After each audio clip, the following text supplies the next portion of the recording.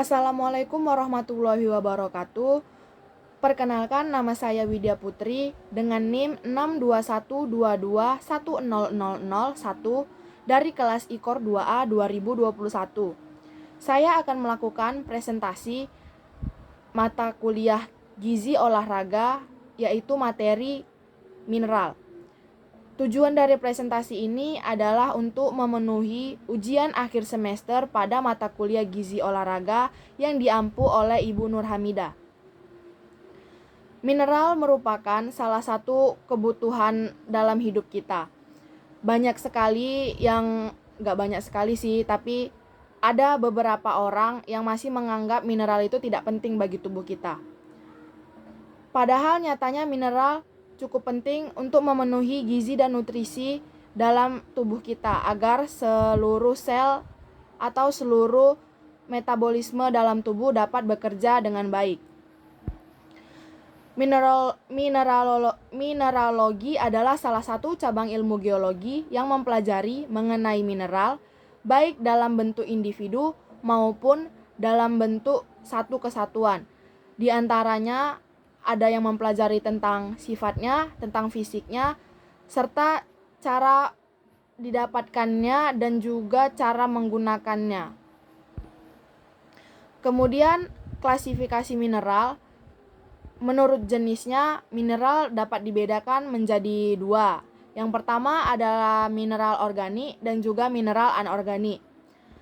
Mineral organik ini merupakan mineral yang dibutuhkan dalam tubuh, tetapi dengan jumlah yang cukup besar. Sedangkan mineral anorganik merupakan mineral yang dibutuhkan tubuh tetapi tidak dalam jumlah yang besar. Sementara mineral organik ini dapat kita temui pada makanan yang kita konsumsi setiap harinya, seperti daging ayam, daging ikan, telur, tahu tempe, sayur-sayuran, buah-buahan, dan lain-lainnya. Kemudian pada mineral anorganik dapat kita temui pada kehidupan sehari-hari juga, seperti merkuri, terus magnesium, aluminium, atau bahan-bahan kimia lainnya yang berupa hasil resapan tanah. Kemudian berdasarkan jumlah kebutuhan di dalam tubuh, mineral dapat dibedakan menjadi dua, yaitu mineral makro dan juga mineral mikro. Yang pertama ada mineral makro. Mineral makro kebutuhan perharinya itu 100 mg rata-ratanya. Kemudian mineral makro ini merupakan mineral yang dibutuhkan dalam jumlah besar atau dalam jumlah banyak. Mineral makro dapat dibagi menjadi beberapa bagian, yaitu ada kalium. Kalium dapat kita temui pada sumber makanan, yaitu buah seperti buah alpukat, buah pir, dan juga buah kiwi. Kemudian ada kalsium. Kalsium dapat kita temui pada makanan keju, yogurt, dan juga susu. Kemudian ada natrium. Natrium dapat kita jumpai pada kecap, udang, dan juga MSG. Kemudian ada fosfor. Fosfor dapat kita jumpai pada ikan salmon, ikan ayam, dan juga daging. Kemudian magnesium. Magnesium dapat kita jumpai pada coklat dan juga kentang. Kemudian ada sulfur atau belerang. Sumber makanan ini dapat kita temui pada sapi, bebek, dan juga daging ayam ya. Kemudian ada klorin atau klor, dapat kita jumpai pada garam dapur. Kemudian pada mikromineral, mikromineral ini kebutuhannya tidak terlalu banyak. Biasanya dari beberapa sumber yang saya baca, mikromineral ini hanya dibutuhkan kurang dari 100 mg per harinya. Kemudian Mikromineral ini dapat dibagi dari beberapa, yaitu ada besi atau ferrum yang terdapat atau sumber makanannya dapat kita dapat dari ayam, telur, ya itu. Kemudian ada zinc atau seng, dapat kita jumpai pada kerang dan juga serelia.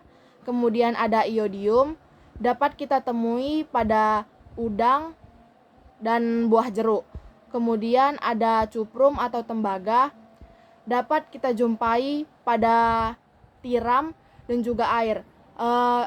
Tembaga pada air jumlahnya bergantung pada saluran pipa yang kita pakai. Kemudian ada juga pengaruh mineral terhadap atlet. Pada bagian ini saya tidak terlalu menjelaskan lebih banyak dikarenakan pada kebutuhan mineral pada atlet sudah terpenuhi dari makanan yang dia makan setiap harinya. Kemudian jika kamu seorang atlet yang secara terus-menerus mengkonsumsi diet rendah kalori, kesehatan dan kinerja sebagai atletnya itu akan menurun karena diet rendah kalori juga mempengaruhi pada gizi yang kita makan. Kemudian jika kita sebagai atlet mengonsumsi makanan secara teratur ataupun mengkonsumsi makanan terlalu banyak kalori, pada akhirnya akan menjadi gemuk dan kemampuan kita untuk berlatih sedikit sulit karena kalau gemuk kan sudah pasti sulit bergerak. Kemudian jadi kita untuk bersaing dengan atlet yang lainnya, daya saingnya agak menurun karena faktor gemuk juga. Tetapi kalau kita sebagai atlet kita konsisten memenuhi kebutuhan mineral kita setiap harinya, kita dapat